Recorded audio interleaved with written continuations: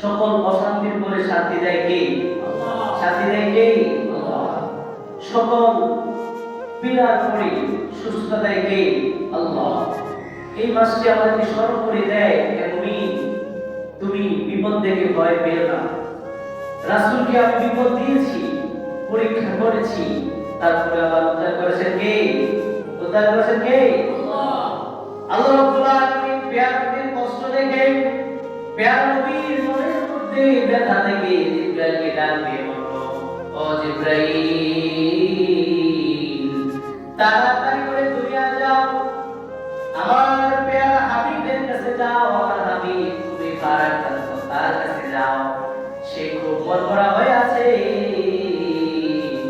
ব্যথায় ব্যথিত হয়ে আছে, তার প্রিয় মানুষ তার থেকে দূরে চলে গিয়েছে, মক্কার কাফের অত্যাচার সইতেছে, একটু গিয়ে তাকে সান্ত্বনা দাও। এর মধ্যখান দিয়ে পেয়ারা নবী তায়েফে গিয়েছিলেন, মক্কার কাফেরদের অত্যাচার থেকে বাঁচার জন্য পেয়ারা নবী তায়েফের ময়দানে গিয়েছিলেন। তায়েফের ময়দানে গিয়েও বিশ্ব নবী শান্তি পায় নাই। তায়েফের ময়দানে রক্ত ঝরালেন দ্বীন কায়েমের জন্য।